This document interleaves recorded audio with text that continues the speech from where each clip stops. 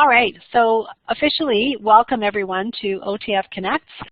Our early February 2017 sessions are underway, and tonight we are welcoming Tracy Sims and Cheryl Emmerich, and they have been presenting 2 or 3 times this year. They began with OTF Connects just this season, and have done some awesome sessions on life in the primary and kindergarten classrooms, and tonight's is Intentionality in the classroom. So a really warm welcome, Tracy and Cheryl. I'm going to turn my mic off now and enjoy the show. I was going to say, enjoy the show, everyone.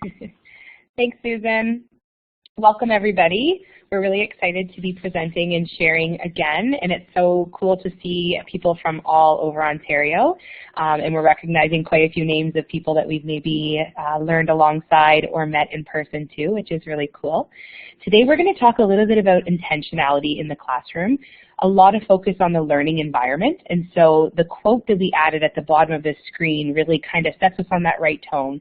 There are 3 teachers of children: adults, other children, and their physical environment. So we're going to focus a lot about the environment today and how the environment can support us in being intentional and how that intentionality can then in turn support students. So who are we? Susan shared that we are a teaching team from the Waterloo area, and we are pretty active on Twitter and social media. We're on Facebook as well as Instagram as well. Susan's also shared our blog in the comments there for you to take a peek at. We have lots of different topics, and after tonight's session, if there's something that you want to know a little bit more about, please feel free to reach out and chat with us.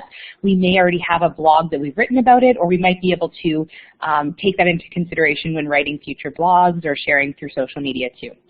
So we've been teaching together for 6 years now in full day kindergarten. We've taught in both the core day and the extended day programming in our area, and we've been presenting together for 3 or 4 years as well. We love sharing our knowledge, and we're really excited to get started here. So before we start, we want to say that our best resource within this chat and within teaching in general is each other. We're all in the trenches, we're all going through this together, so connecting on social media, especially when there's such a vast distance between so many of us, is so important.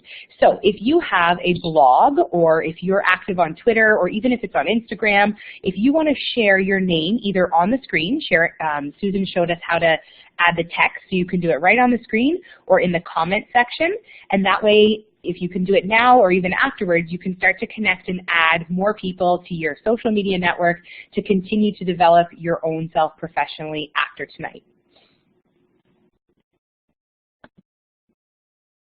So you can continue to share. I guess I should leave this one up. If you want to add yours onto the slide, you can, or in the comments, that's okay too.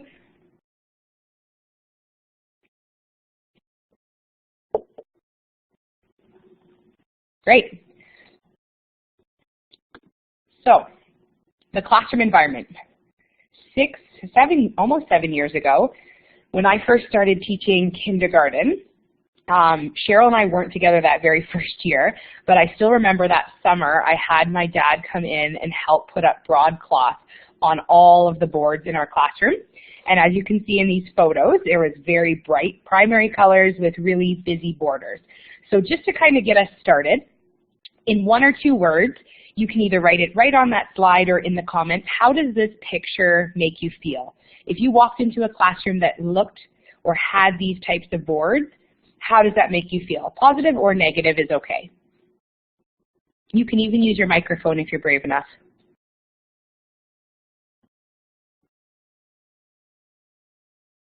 Overwhelmed, positive, hyper, busy, holy. Some people didn't like that color mix. Awake. That's okay. It's honest, that's what we like. So a little bit of a mix of stimulation, maybe excitement, maybe busyness, and interestingly enough, some people love it, and some people still may love it. Where should I look? That's a great point. Where do your eyes go when you have that circus-like? For sure. So as we continued to move on in our learning journey, I started by visiting a lot of different Reggio-inspired preschool programs in the area. And prior to visiting these spaces, I don't think I really even had a concept of what a classroom could look like when it wasn't so busily decorated. I also worked at Scholar's Choice, so if you can imagine the things that I collected and the discounts that I got, I had so many different things going on. So needless to say, I visited lots of different environments. I started to become inspired by the calmness that was created on the boards, and I started to think more critically about what was going up and why. And so these quotes, I thought, in some of the research that we've read, because whenever you think about making changes or you're reflecting on your learning space, you want to ground your thinking in research. And so certain colors create a sense of calm, and others can energize or excite. That's so true. We know that's true in lots of different contexts, whether it be at our home or in the school, and that our environment has a great influence on how we feel and behave and what we pay attention to. When you have this busy border and these really bright colors, your eyes are drawn to those pieces. They aren't drawn necessarily to the beautiful work and what you're showcasing from the students. So that was sort of where we started our journey, which I think is important to see, and we continue to move on. And we love this quote: "We're not decorating learning spaces, we're designing them to amplify learning." So as you sit back and look around your own learning space, thinking about, am I trying to decorate or am I trying to design a space that's going to amplify learning for my students? So again, taking into that the quote by Lisa Berman, how certain colors create a sense of calm and others can energize or excite. This is what our classroom looks like currently, and you can see how we've chosen neutral colors with just a black border. And this is what it looked like when we were setting up in the summer, and then also the first day of school. And once a month we hold an open house for families to come in and join and take a look around the room. And one of the comments was, "Wow, it looks so homey, it's so comforting in here." And then we had another parent approach us and said, "I don't want this to be offensive, but why are your walls so boring?" and I could understand her perspective of, you know, traditionally back possibly when they were in school, you did see a lot more of those bright colors in the rooms. So as we evolved some of the learning that was happening in the room, we explained to the parent, as you see the year unfold, you will see that the color that is going to pop in our room is the learning coming from the children. We want them to know that what we value is their work, and we want that to pop on the walls. And I think it sets a really good intention in how we can create value with how we present children's work in the classroom. And Susan, I'm not sure if you have the link for the article. There's an article called "Consider the Walls," and it's a great article by NAEYC, I believe, and it talks about why the walls are the way they are. There it is, Susan's sharing it. We actually sent that letter home with our families. We didn't realize how much we needed to talk about that with families. So now every year, at the beginning of the year, we share that article during our open house, like Cheryl said, but we share that article with families because we want them to understand our intentionality and our decisions in the classroom too. So looking at this photograph right now, you can see there's a bit of a balance between artwork from children, some structures that have been made in the building area, and then also photographs from architecture that's been taken from around the world. So we do take photographs that aren't also children's to just also add inspiration where it makes sense. And we also talk a lot about the design of them when we are in there, role-playing and constructing with them. Now moving along to our next slide, this is more of an example of how we displayed the children's work. Here you can see it's a documentation panel, and the children had a ramp project going on in the building area. And as it was evolving, the photographs that we were taking of the ramps we would display on the board, and the kids would make reference to it. Again, a lot of intentionality from the educator of how to use this documentation panel as a tool. So bringing them into the conversation, making reference to the photographs. And as they were seeing how we were making reference to it and how the conversations were evolving, they then began to test their theories of, okay, which ramps were hard? Which ramps were really easy? And as they debated them, they then started labeling each of the ramps. And then the pieces along the side are just some documentation pieces of some of the test theories that were tested, such as angles and speed, and some of the conversations that were also taken into consideration. Cheryl, can I interrupt? So again, the learning environment. Can I interrupt for just a second? Sorry, Joan posted in the chat that she can't see the other postings, but she can post. So I can't answer her in the chat. I have to use the microphone, sorry. Joan, I hope you can hear me. Beside the word chat, there is a little triangle, and yours is probably pointed to the right. It should be pointed down. So if you click on that little arrow and point it down, that should open up the chat and allow you to see everyone else's. So please let me know in the chat if that worked. Someone else suggested that you could log back. Okay, good. That's excellent. Okay, carry on. All right, so to bring that thought fully into perspective, again, this quote really stood out to us. The learning environment can either enhance learning, optimize students' potential to respond creatively and meaningfully, or detract from it. And that's from the actual curriculum. So thinking back to when we didn't have this new curriculum document out, the piece about the learning environment wasn't even a part of the kindergarten curriculum. And I wonder, as the primary grades continue to evolve, if this type of language and wording will be embedded into their curriculum documents too. Because I sometimes think people who are teaching in primary grades say, you know, it's so great that that's happening down in kindergarten and you're being so reflective, but how important is it for those things to carry on in all grades and in all classrooms? It might look different, but that intentionality and that sense of calm and that creating an environment where students feel comfortable is so important too.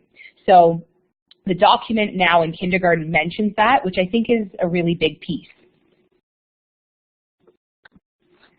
So again, keeping in that mind frame of kind of where we started in September from, how do we teach the children to use the materials and respect the areas?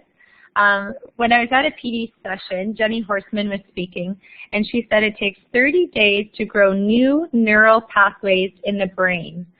So for something to become a natural habit, it takes 30 days of constant practice for that neural pathway to become strong enough that it then becomes less of an effort and it becomes more of a habit.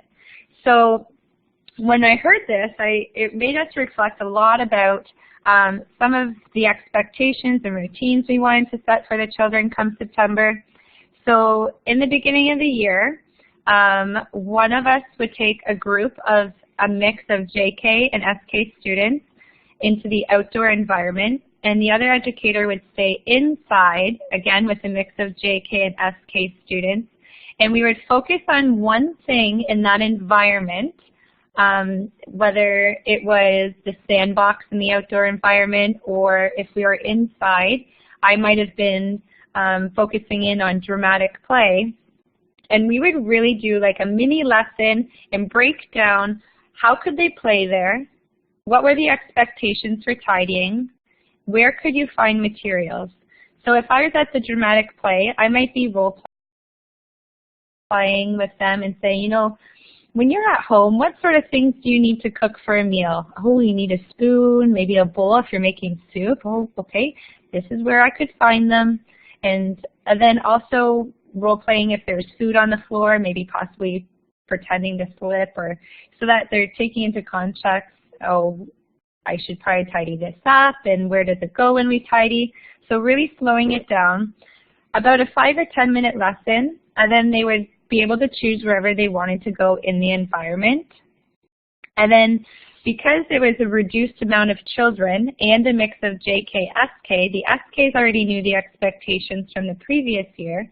So as I was supporting them in their play and teaching them how to tidy up and where materials went and that language of how to enter and exit play, it really supported the children in becoming more independent with that before coming together as a whole group.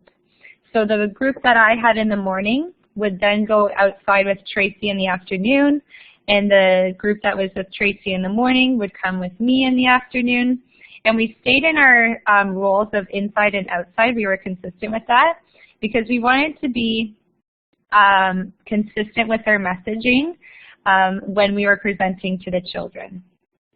And I think to add on to that, Cheryl, some of our colleagues in the primary grades do something similar. They don't have always the luxury of having 2 adults in a classroom, but they will spend time at the beginning of the year, and it sometimes feels monotonous, really being intentional in talking about how to use the materials in the classroom, how to use the different tools in the classroom, what things look like throughout the day. And I think we often don't give ourselves enough permission in the fall to take that time to set those routines, to set that language and develop that.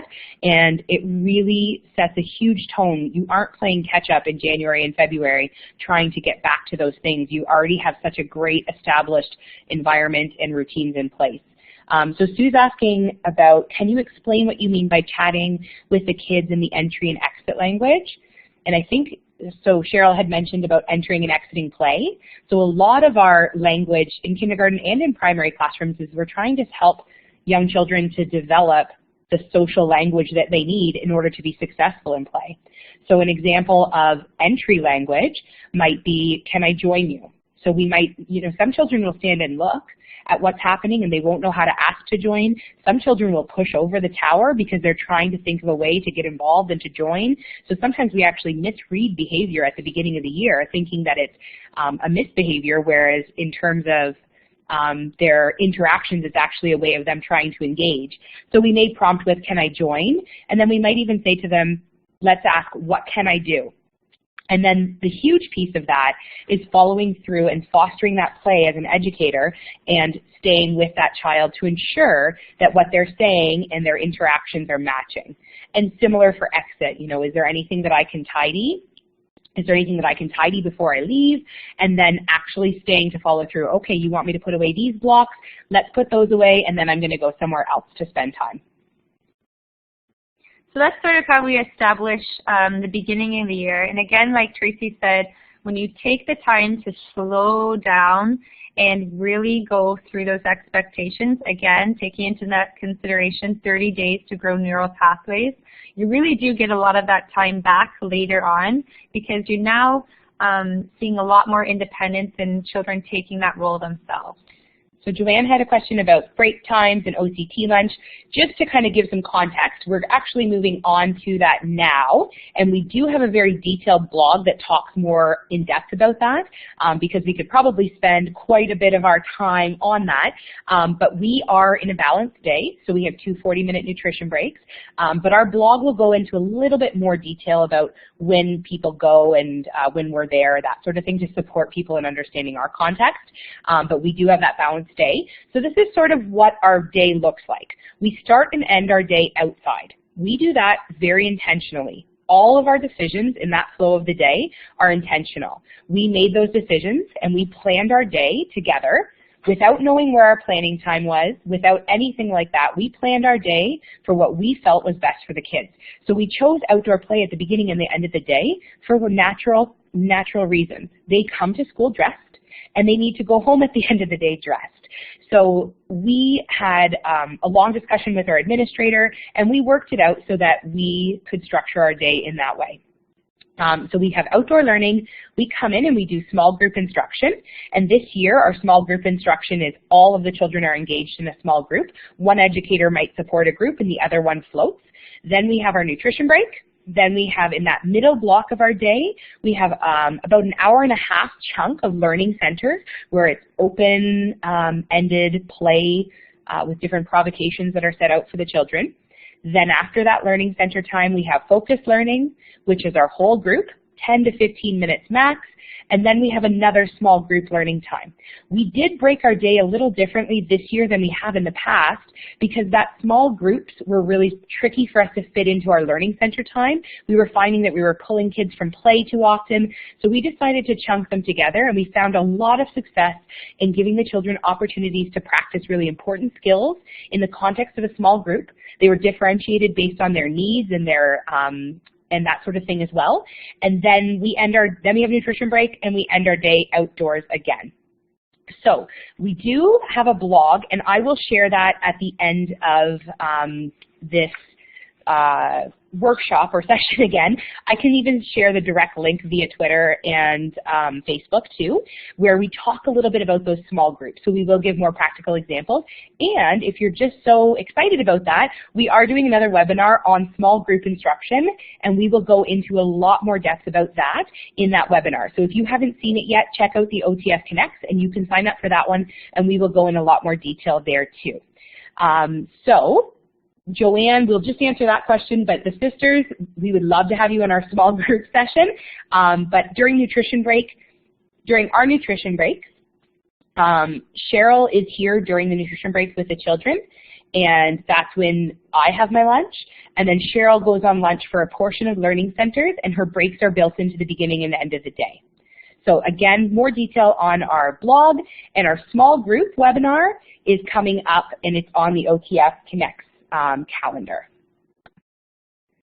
So we're going to take a short little break where we're going to give you about 4 minutes to watch a video about the learning environment. This is a great video that was actually taken right from the curriculum, and if you are familiar with the digital version of the new kindergarten curriculum, there's lots of hyperlinks where you can click on and watch those videos.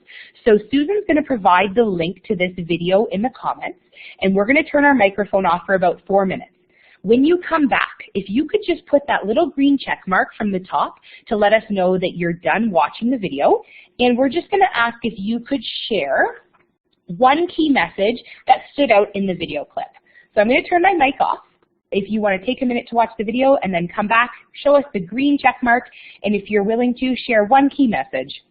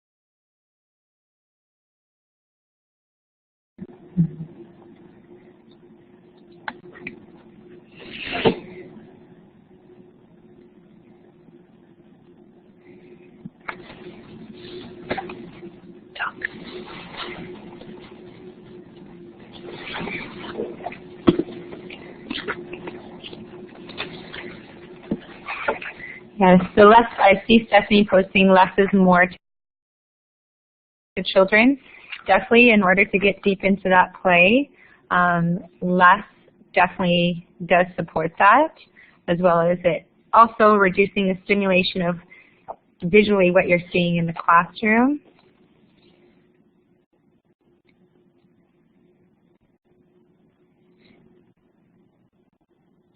Giving the children a voice, look at what they're looking for. I like your point, Sue, of asking the students for their input, giving the children a voice, Tricia.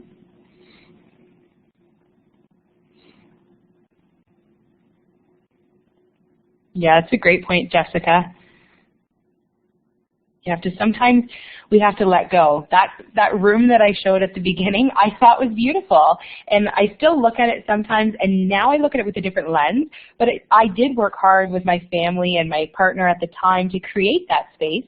And so it's okay to value where you've been to and to say there is valuable pieces to what we've done and what we've learned too. Always be open to expecting the unexpected. And I love what you just stated, Nancy. Every change is a theory. And that's just what we had posted as well. Every change you make is a theory. It's not a race, and just because it's been that way doesn't mean it needs to stay. And slowing down and changing just one thing at a time also helps, I think, us with that pressure, and also helps the children in processing what it is that's being changed in the classroom. Just before we go on, I think I prematurely shared that we have a small group instruction webinar coming up. Susan's sharing in the comments the March calendar. We are tentatively slotted in for a small group webinar in April, I believe. So I'm not sure if they just haven't posted it yet or if it's still in the approval stages. So I apologize, but we are tentatively in for that small group one. And I will let Syria know that it is something that you seem excited about, so hopefully it's a go. But I do think that that's something that we will offer, it just might not be posted yet, so I apologize. As soon as it's up, we will for sure post that link through social media. And if you just watch, OTF has so many incredible opportunities. So whether it be through us or other amazing educators, they have such a great bank of presenters. So just keep your eyes on that OTF site as well, because the webinars do fill up pretty quickly. But if it's not us, there's also tons of other amazing educators that are presenting. So sorry about that. I was just a little excited and I said that. And we will share once we know. So moving on. So just like we were saying, when making changes to this space, involve children in the process. Often if we feel like something's not working in the room, when we are meeting as a whole group, we often use that time as a time to reflect and discuss things that are happening and ask for input, and then that way we can change it together. And the analogy that we always say is, imagine if someone came into your house and rearranged everything in your kitchen every day, and when you came down to make your lunch for work the next day, you had no idea where the spoons were, the bowls were, and you have like 5 minutes to get out the door. That can create a lot of anxiety, a lot of stress. So taking that analogy into consideration of the classroom, we are no longer changing all the materials every Monday. We're changing them as they make sense, and even the way the furniture is staged, thinking about how it's going to flow, getting the other children's input, and moving those spaces together.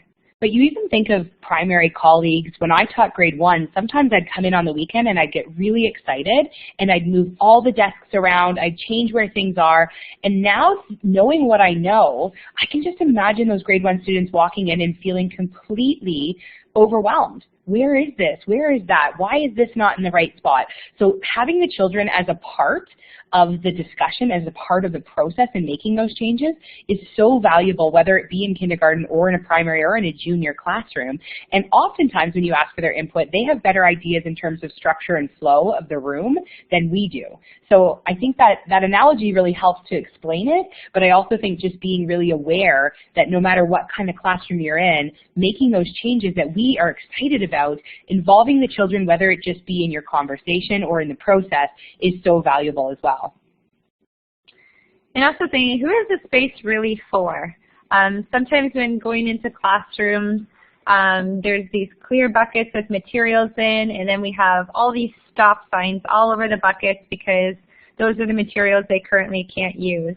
That can be really overstimulating visually. Think of Toys R Us, going into the different aisles and trying to search for a Barbie, and you can't find anything because you're so overstimulated by the colors, the logos, the advertising. So the same thing that goes for in the classroom. It could be overstimulating. A lot of the children might not be able to read the sign. And then also thinking, if it's out and they can't touch it, why is that? If the space is for them to get deep into their learning and explore, what is out and what can visually be seen should be for them.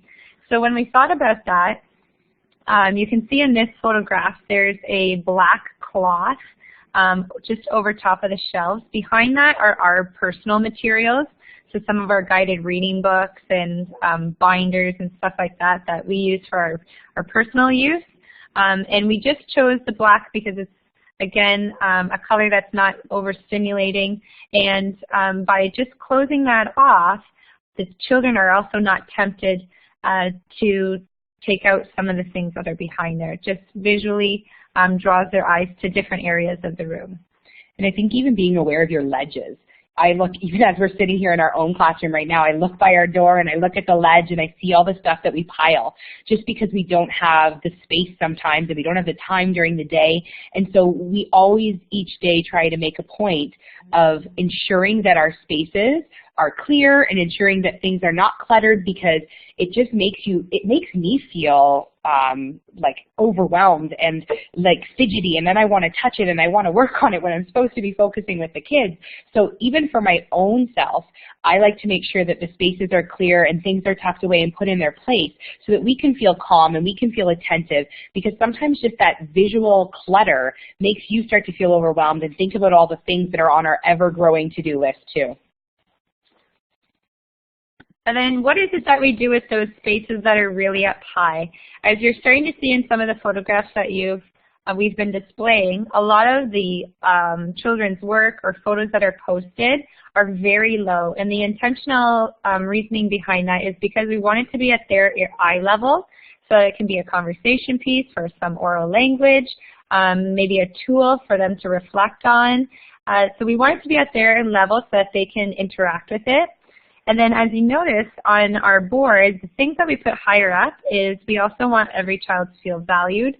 So throughout the year we take beautiful photographs of each child and we blow it up, and that is sort of what we have at our high points of our bulletin boards. And then after they're done their SK year, that's also a little gift from us that they get to take home. One thing that when Cheryl and I have gone to some of our friends and colleagues' classrooms to sort of support them in staging their room or thinking about their learning environment in the summer, and one thing that we've noticed in a lot of other people's spaces, and even in our own for a little while, was that your meeting space for a whole group or dance or music sometimes is not occupied at other points in the day. So we went in to support a colleague and they had this huge space by their whiteboard, and we said, what do you use that for when you're not teaching there or when you're not meeting as a whole group? And they're like, well, nothing really. And so that made us think a lot, and we said, well, what could we do? Could we move your building area there? Could we add some other materials so that the children could utilize that space during the day? So in our classroom, we have two different spaces where we meet with our students. We have our building area where we have a big open space that we can meet, but if children are saving a structure or they're wanting to keep a project that they're working on, we can also meet in our dance studio. So in our dance studio space, we might move a table out of the way, and then we can meet as a whole group there. So sometimes it's about being flexible and thinking about what could I move in the classroom? What could I do to create another space that we could meet if something's being saved or if a space is being used at that time? Sometimes it's even, someone's refusing to clean up. Well, where are we going to meet as a whole group? We don't want this to throw off the rest of this time, so let's be creative. Tables are easy to kind of move out of the way. We don't have a carpet this year because we have a lot of toileting issues, and so we've removed most carpets from our classroom, as many as possible. We do have a few little ones that can be more easily cleaned, but our flooring looks like hardwood, you can see, but it's actually quite soft. So it's really nice to sit on. It's like a rubberized floor, and so they are nice. Our floors are nice to be able to sit on. So as you look around our space, we're going to share a few more photos in the next few slides, but a lot of people say, well, how do you have so little out? And what we've done as a whole kindergarten team is we've looked at all of the materials that we have, we've put them all together, combined them all, sorted them all, and each room now stores different shared materials. So this is done a lot in terms of allowing us to have out more and put away materials so that we can share more effectively. So it also is allowed when we have funding, we're able to use that funding to add to those materials. So instead of every classroom having 20 pieces of Duplo, we have 50, or not 50, probably 150 pieces of Duplo. So when we take that out, the building's more purposeful and we have more of the material. And then we don't have stop signs on our little baskets in the room because we're able to put those things away and bring them out when they're needed or when they're intentionally being used in the classroom. And we loved, in the curriculum and in some articles we've read, a lot of people talk about how it's not about the wooden baskets. And a lot of people, when we first started kindergarten, full-day kindergarten, a lot of people started becoming excited about getting wicker baskets and taking away all their plastic bins, but it's not so much about that as much as it's about being intentional. So it's not about getting the right baskets or the best baskets. It's about being intentional in what you store your materials in how you store your materials, and in how much you put out. So we love, if you haven't read the book by Lisa Berman called Are You Listening? It's fantastic. But this quote really says it all for us too. When material for learning, such as blocks or paint, paper, and brushes are stored and organized in thoughtful ways, it gives the message that these are important tools for learning. So when you set materials out in a basket intentionally, or in a clear container, or in a plastic container intentionally, you're sending the message that these tools are organized and they're important for their learning. So it's not so much about what they're in as what we're doing and how we're storing and organizing things for the children and how we're presenting it to them. And sorry, just to jump in, I'm just looking at Kristen's question here. The large carpet that we did have in our whole group area that we then took away, they did some renovations over the summer, and we had to take a lot of the materials out of the room. And it was a carpet that had just been really weathered and really overused. So it ended up getting thrown out, and we just haven't ordered a new one just because of the toileting of this year. So currently there is no carpet. Cheryl and I are taking an amazing course right now through the Merit Center on Self-Regulation with Dr. Stuart Shanker. And this year we've been even more conscious and reflective because we've been learning through the self-regulation lens about microenvironments in the classroom. And so we are thinking carefully about the different environments in the classroom and how they provide different opportunities for the children. So we're very fortunate this year that our school has been on the same track. We're working with the zones of regulation, and we're thinking about self-regulation for young children. So we've purchased a spin bike for our classroom, and it provides, along with our dance studio, it provides an area for children to exert energy and to raise their heart rate and to kind of explore in that way, in a physical way. We also have quiet, calm areas like our book nook, and we have lots of sensory opportunities. We have sand and water and Play-Doh. We're very conscious about which areas are dark, which areas are bright, which areas are quiet, which areas are loud, and we've been really conscious about making sure that there's lots of different microenvironments for the children so that if they are trying to self-regulate, they can think about which area is most important or most effective for them to be in terms of their learning too. So I see a few questions here. The first one was about the last quote. So I will put that back up for you for a minute, Lisa. Oh, and Kristen wrote it out for her. You are awesome, Kristen. And so Joanne says, wow, a spin bike, and Nadine asked about funding for the spin bike. The spin bikes are very expensive. I cannot remember off the top of my head where it's from, but I do have the link on our Facebook page, so I will share that a little later on. They are, I think they're about $750 or $800. And so depending on your school, you may have parent council, you may have ways to fundraise, but it is such an effective tool, and we're really happy that we have it as a part of our classroom. So it is something that you may have to fundraise for or work towards, but it is something, they're very, very well made, and the company is based in Canada too. So we'll share that link a little later on too.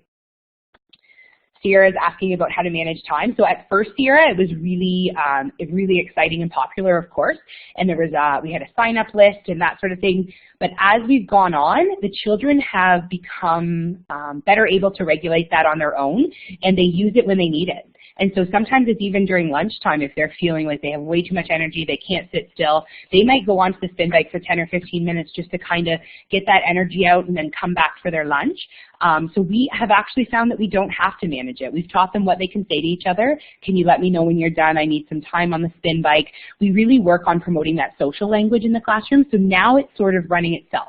At first, of course, it was exciting, but now it's a lot more of a well-oiled machine, too. And I think to add to what Tracy just said about the spin bike, we also brainstormed with children of how we could know whose turn it was next when the excitement was really amplified. And so the children had made a list that the children could go through. And I think it really supported that whole delayed gratification element within them. And as they continued to go through the list, the anxiousness kind of dwindled, even though the interest was still there. So thinking about mathematics, we do have a centralized area where we do store math manipulatives. And then we've always had the debate, do we have a table, do we not have a table?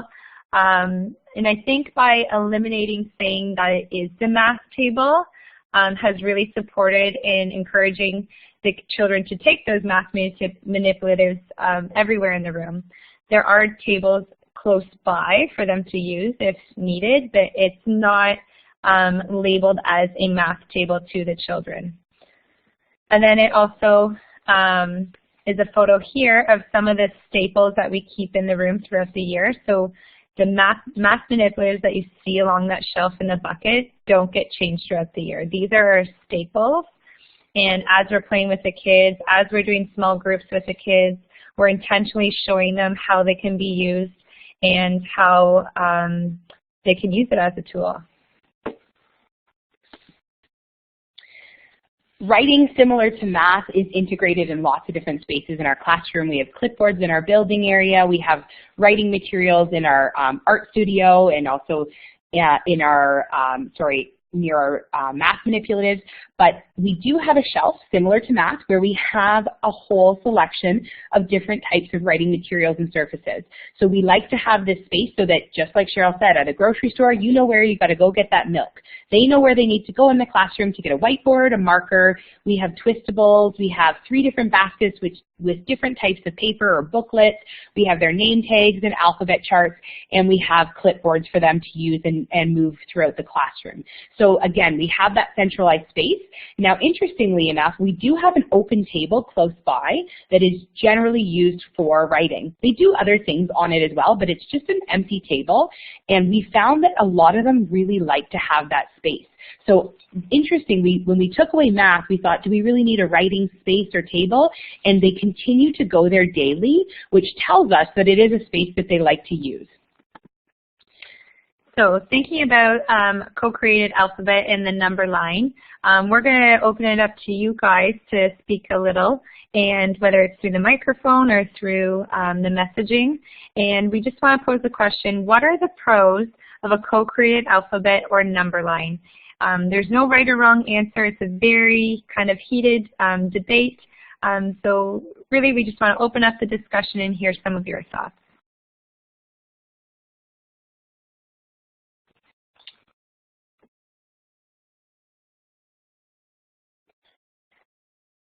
Students constructing their own understanding and relating to it because it's meaningful. The students are involved in the process. They understand it since they created it. Absolutely.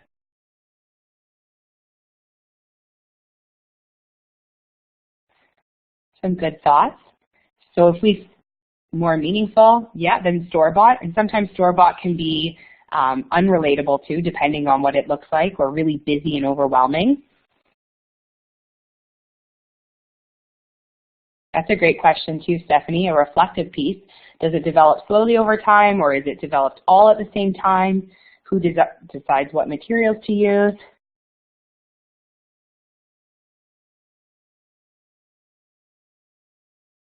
That's an interesting thought too, Michelle. So on the flip side, what are some of the cons or the drawbacks to a co-created alphabet? So some positives. What are some of the drawbacks to this process of a co-created alphabet?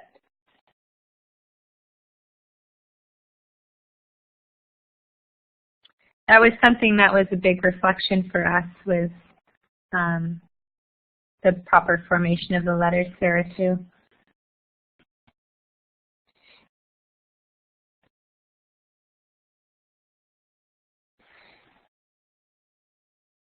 Proper formation.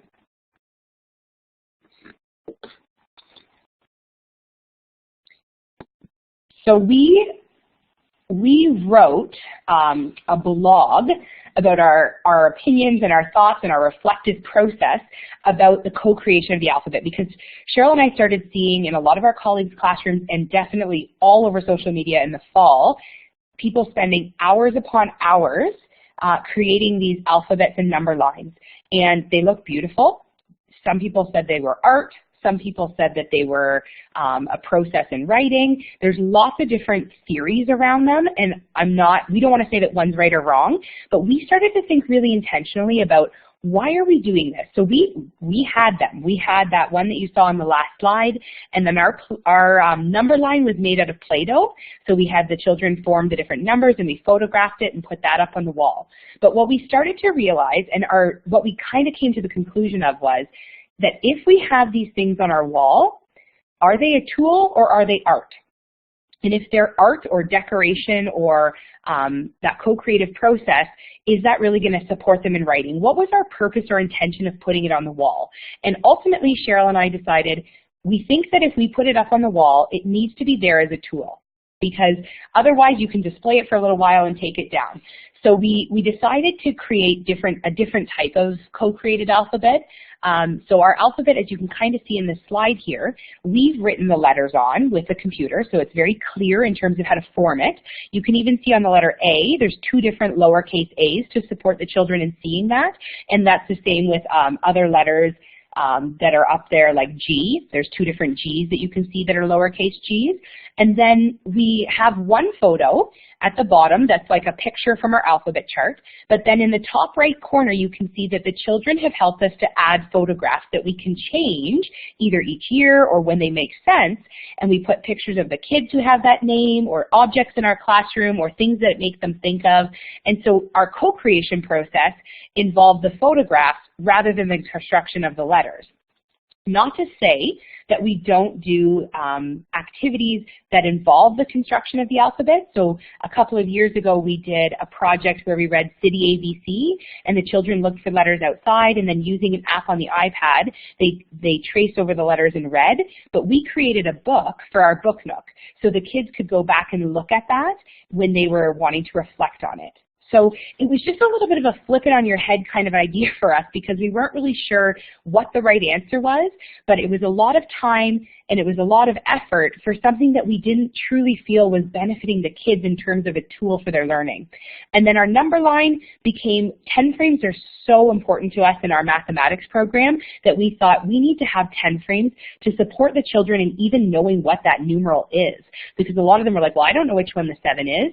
And so we taught them they could look at the dots, they could check and see the dots, and they could use that number, take it off. It's magnetic. You can take it off and carry it anywhere in the room to support your learning.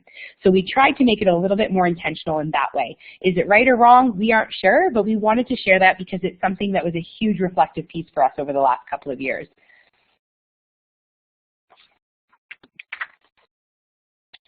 So a couple other areas in our classroom that we have is our building area.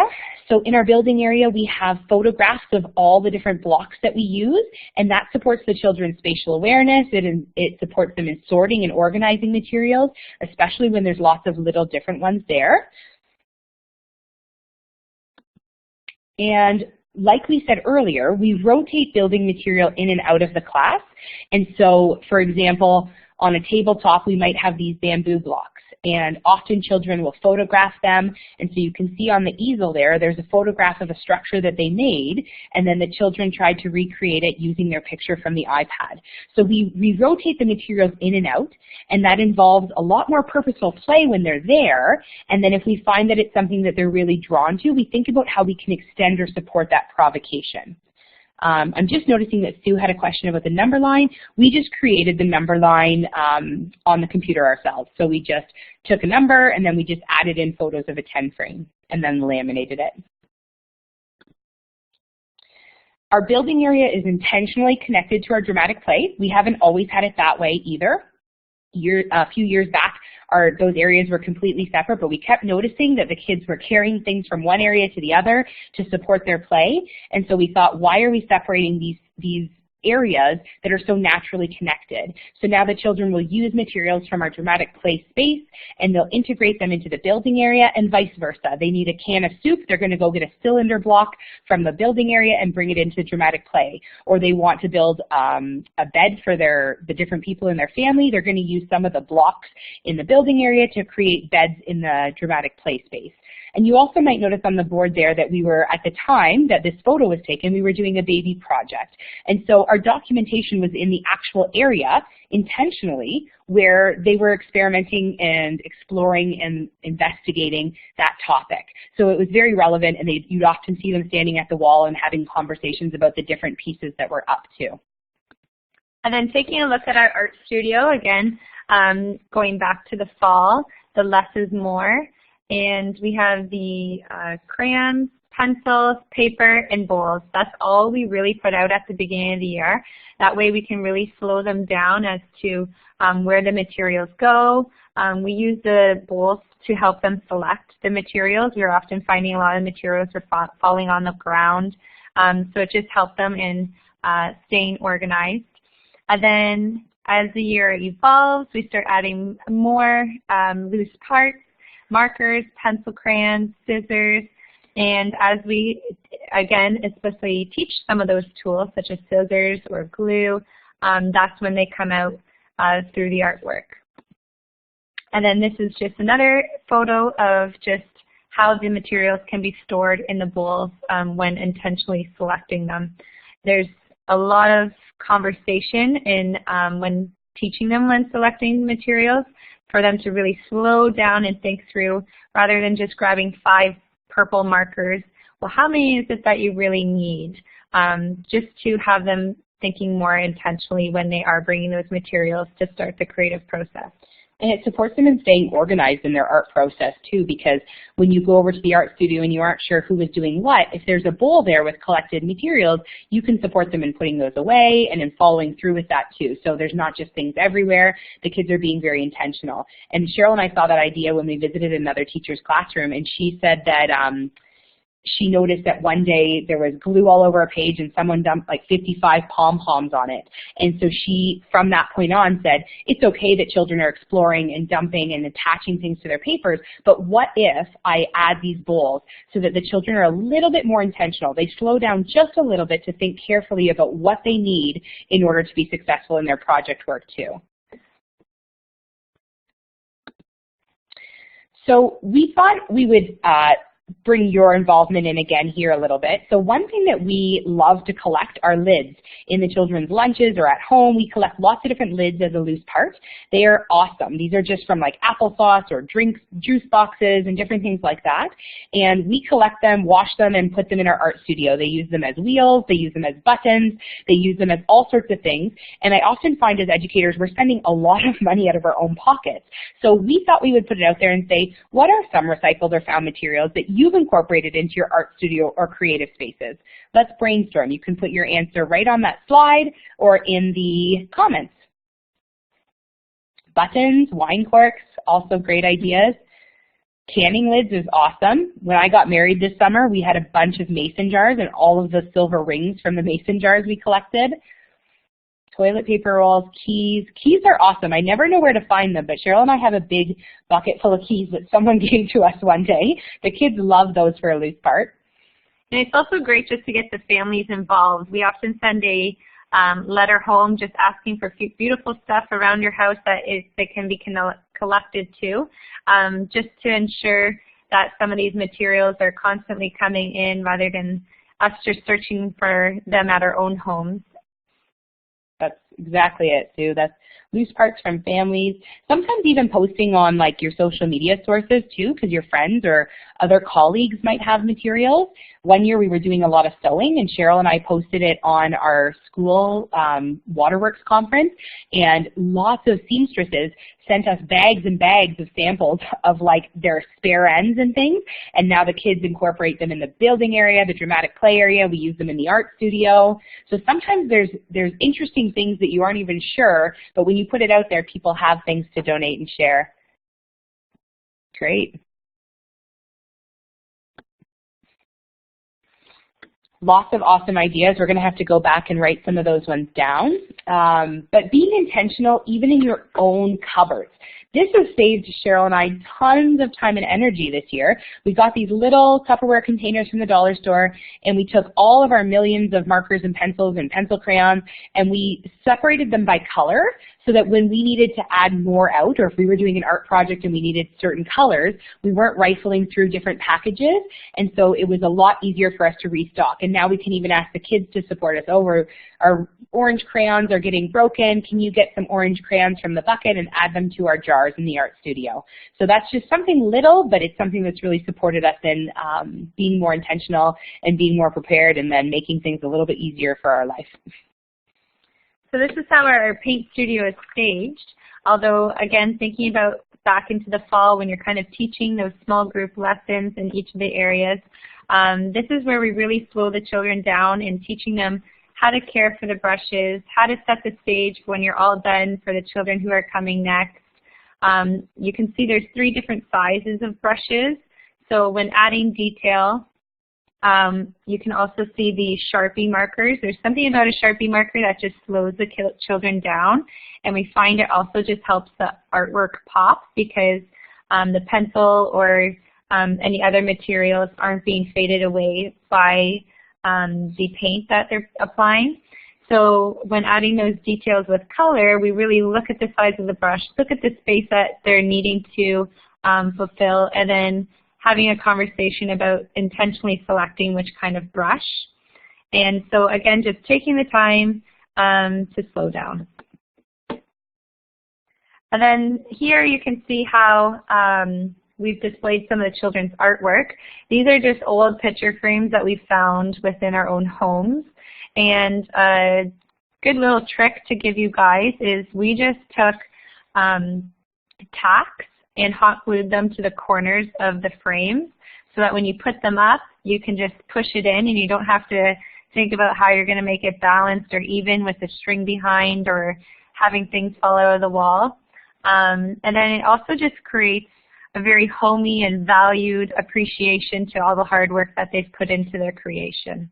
And Sue's just asking about are the paints mixed by the students? Last year we had a really big color mixing project. It seems to be an idea that emerges every year. They get so excited when they start to learn that you can mix colors to make their own colors.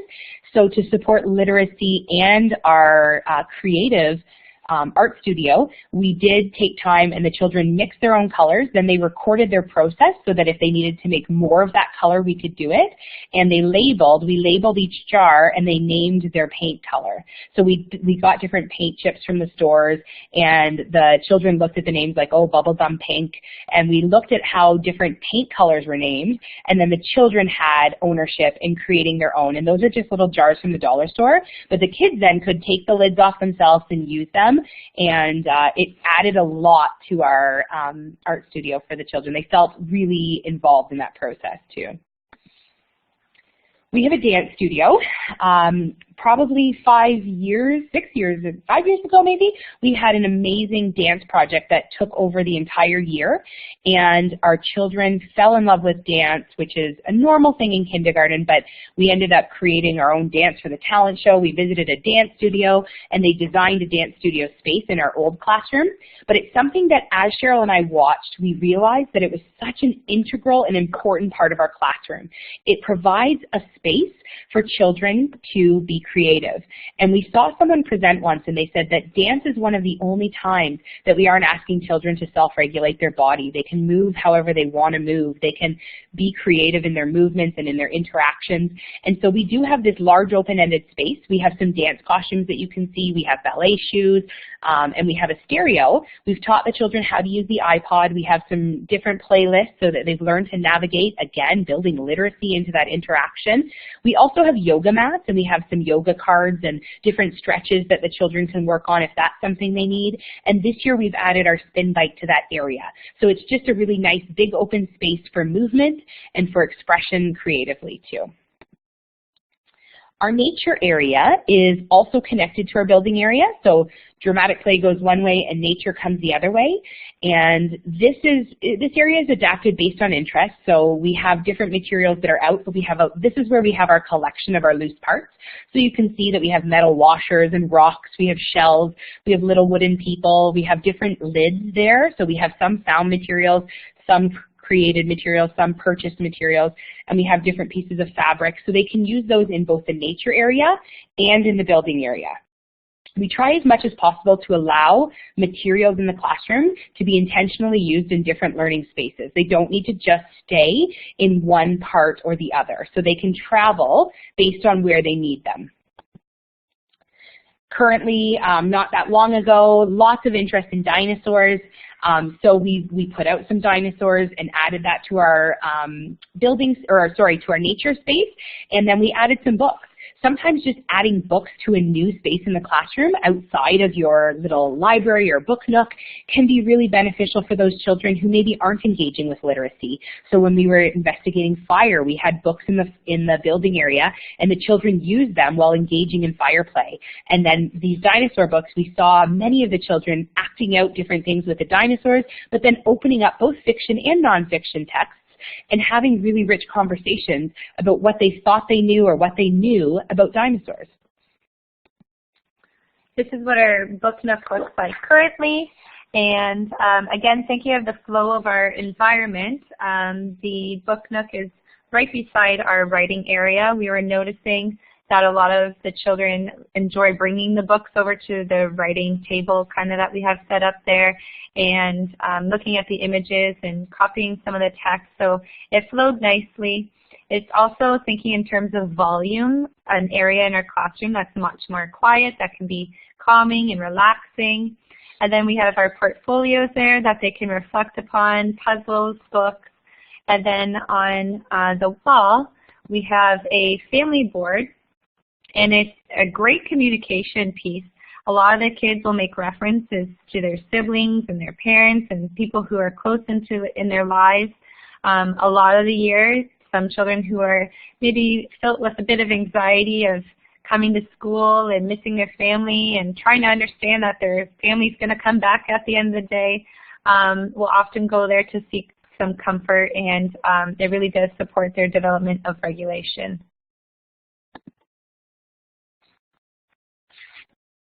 Here's our water table. Again, thinking about, does water always have to be beside the sink? Where is it in the room that makes sense? And this is just a lot of simple materials. Again, you're seeing a lot of recycled materials in the sensory bin. Lots of fascination with our children with just filling up and dumping. So over time, we added the crate and the board with the bottles, and then eventually funnels, and then turkey basters, to also experiment of how to fill the bottles up, as well as eyedroppers. So not all of this was set out in the water table at first. Again, thinking about how you can slowly, gradually just add little things at a time to support that play that they're interested in there. And a little tip that we sort of thought about this week, Cheryl has always been adding just a tiny, tiny bit of paint to our water table because it's washable, the tempera paint's washable. And so we kept some of our old paint bottles and we just added water and shook them, and now we just use it sort of as a coloring that we can change the color of our water. We've been doing color mixing in our water table again, so we just shake a little tiny bit of paint and we put it in for the children to explore color mixing with eyedroppers and things too. We do have Play-Doh out all year round. We do find it is a great hands-on activity. A lot of children also seek something that they can manipulate often, and it's a great redirection when in terms of trying to regulate their own bodies at times. So these are also just some staples that we have in the room. They're in a clear container, and underneath the tools is just another photograph of those materials so that when they are tidying up, it can support them in that organization of where they can sit. And when we visited other Reggio-inspired childcare centers and spaces, a lot of their messaging was thinking about not just the classroom space, thinking about all the different spaces within the school and within your environment. And so we started to think about our hallway. And so what we did is we've written a quote. We have 3 big boards like this in our hall, and we've added a quote on each board, and then we add beautiful photographs, and we've kept the same photos, and we switch a few of them each year. And the really cool thing is that now that we're teaching children, they can see up on the wall their cousins or brothers or older friends or learning buddies that are 3 or 4 years ago engaged in play, engaged in learning in our kindergarten space. So it's almost like a memory wall for us and for the children, but it provides them with inspiration, and it helps them to build connections and to see that learning has happened in this space for many, many years, and it will continue to happen as they move out too. So it's a beautiful board in the hall, and we have 3 of them, but we also then don't have to be always taking things off and putting things on. We've used it as a space and as a collection of our memories and our learning in our classroom. Outdoor learning, again, we could do an entire webinar and probably not have enough time to go into the value and all the components of outdoor learning. But learning in the outdoors, it doesn't require expertise in nature. It doesn't require special materials. People often on social media and that we talk to say to us, well, what do you have out there? What exact toys do you have? Where did you get them from? What materials do you use? And I think as educators, we really overthink too much the exact things that we need. It's actually about being there, spending time with the children in the context of nature, and being intentional in all of our interactions too, and just exploring, investigating, and spending time with them. So we had old kitchen sets that were going to be thrown out. We fixed them up. We added the doors on. We had a little, you can see a wire spool and some trees, and we take that in and out of our shed, so we have a little bit of a mud kitchen in our outdoor learning space. And then we loved that the new curriculum document in kindergarten also has now brought in components of the outdoor environment and how important outdoor learning is. So we're not going to go through and read all of this. However, in the curriculum, we love these misconceptions about the learning environment, and they are a good piece for you to reflect on too. So we wanted to draw your attention to that. Yeah, we do bring things in every night, Joanne. We're in, depending on your neighborhood and maybe where your kindergarten space is, we just carry everything in and out each night. So the last part about the learning environment that we wanted to talk about, something that we've thought a lot about, is just intentionality through the educators. So when we're outside, one of us takes on a floating role where we might take children that need to go to the bathroom, we might engage in play, and we might be working on that development of language. We have a very high English language learner population, and so a lot of the time, even this week, we've been blowing bubbles outside, and we've been talking about, oh, that bubble's teeny tiny, that bubble's ginormous. Do you know what ginormous means? It's really big. So we've been really, one of us is just really engaging with that language and maybe engaging in the play, and the other one might be offering some type of structured or cooperative game. And that way, children have lots of opportunities on things that they can do, but we're also there to support in a really inclusive way. Now, we're lucky that 2 of our classrooms go out at the same time, so there's actually 4 educators out at once. So we have more educators to support in those roles, but we even have a conversation of, okay, this room is going to be the floaters, and this room will run a structured and cooperative game and a provocation. And that way we're really intentional about what's happening out there, but you have to think about what's your outdoor play space like, what is your support system like outside, how many educators are out, how many children are out. We just wanted to throw that in because it's something that we had to step back and think about. How are we going to be a little bit more intentional when we're learning outdoors? And I think by having that clear communication with one another, the the educator that is maybe with a small group of children can really give them their undivided attention and focus in that learning experience, and trusting that your team member is up, floating, and supporting, and then also communicating when you're changing roles, some of your discoveries and findings that you're noticing with the children, so that you're also in the same understanding of what is happening outside, and some next steps that you can plan in terms of certain children or experiences. So Susan's going to share a learning environment video. We're going to say, just based on timing, copy that video and watch it after. We would love for you to watch it after. What it is it's a collection of different photographs and short clips from different learning environments across Ontario, and I actually think there might be some from the States too, of colleagues that we've connected with through social media and through workshops and different things like that. Really great video if you're looking for some inspiration. We don't have time to watch it now, but take that link down so that you can take some time afterwards to reflect and maybe find some more inspiration through those videos. And if you do feel comfortable, we would love for you to tweet out or share on social media a photograph of your classroom. And you could use this hashtag, Connecting Learners or OTF Connects, and we would love to see your learning space so that we can have some more inspiration for our learning too. So to sort of wrap up, we wanted to talk a little bit about being intentional when setting out provocations. Again, provocations could be an entire webinar, so we will try and kind of give you the gist of it, but it is a lot to think about and process. We have written some stuff on our blog about provocations, and we share often our provocation ideas through Instagram and Facebook. So if you're interested in being inspired and connecting and sharing with us, please connect with us through social media, and we'll continue to share those ideas as they come out in our play and our learning too. So the one thing we wanted to start with is using Pinterest for inspiration, but allowing children to guide provocations. We used to be huge on Pinterest, love Pinterest, we're looking at it lots, and sometimes we still do. Sometimes we get to a point where we're like, what could we do that would be interesting? And we will use it for inspiration sometimes, but when you allow the children and their interests to guide what you set out for provocations, we see that there's a lot more value. And so interestingly, this pin here, this photograph is our most pinned pin on Pinterest, and it's something that we did many years ago, probably in our first year together, and it's something that we would not set out now. So one, we don't use food because we teach in a community where food is not a luxury, and so we've stopped using any type of food products that aren't being consumed in our classroom. And two, we started to notice when the kids were doing this, they were interested in I Spy. So we did try to go off in interest, and we made this I Spy sensory bin. But then we started to say, like, Cheryl and I were like, well, why aren't they going back there? Well, really, once they found a rock or a gem or a letter, they're not going to go and do it again often, and it's sort of one-dimensional. It's not open-ended at all. They have to search for the things that we wrote on the list.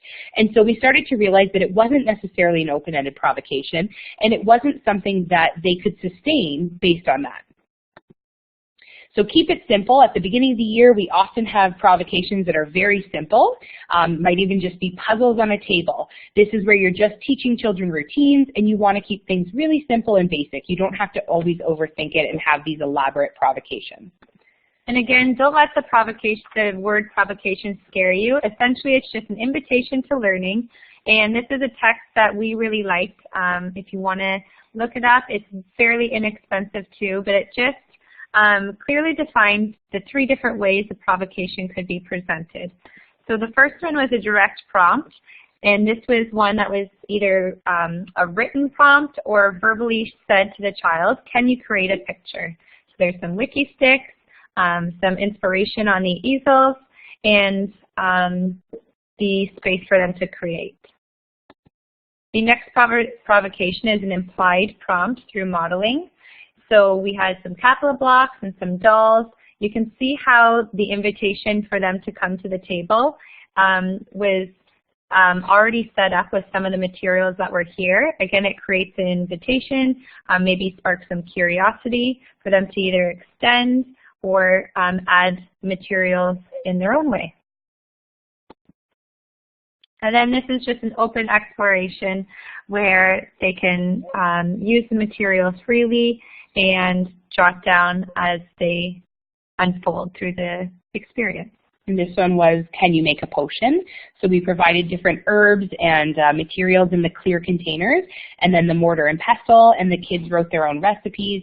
They could write whatever they wanted, but a lot of them wrote recipes or numbers or drew pictures of what they did, but it was open. They could do whatever they wanted with those materials.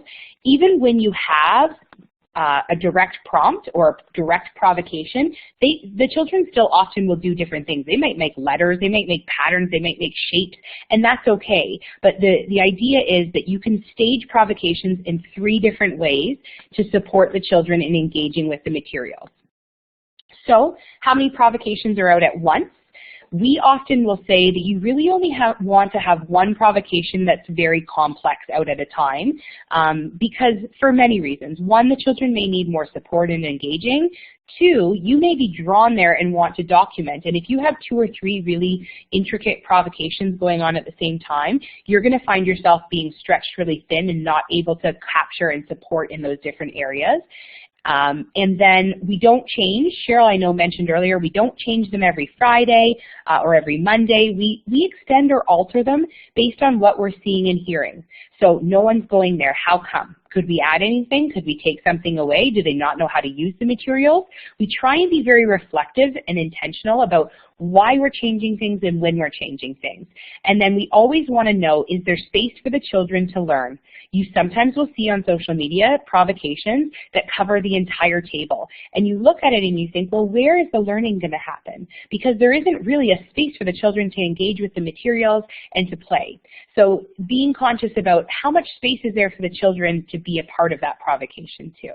So I know that was sort of fast, but we wanted to kind of at least give you a context of the different types of provocations and how you might engage with them in your classroom space. So we are going to take a couple minutes to watch a provocation video now. Susan's going to share the link.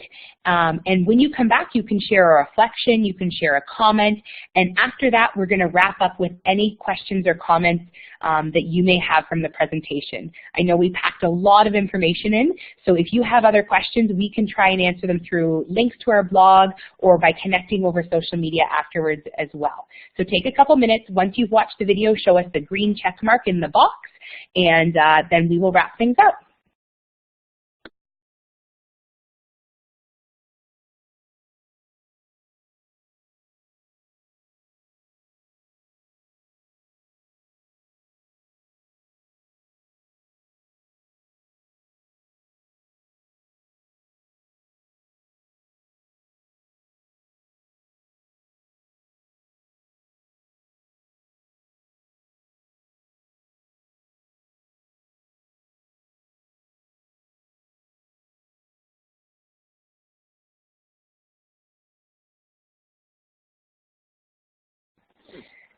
I'm starting to see some checks. People have finished up. I know, Susan, you need a couple minutes, but maybe if we just take 1 minute for any quick questions, and then Cheryl and I can answer those questions via Twitter and our Facebook page. So if you have any questions, throw them in the comments there, and we will try and answer them via social media just to save some time. And I know that Susan has a little survey and some questions that she needs to do at the end. So we hope, thank you for being such an active and awesome group. We've never had such a lively chat, and we were so happy to see that. It's really helpful because sometimes when we're talking, we don't have that same feedback as with an audience.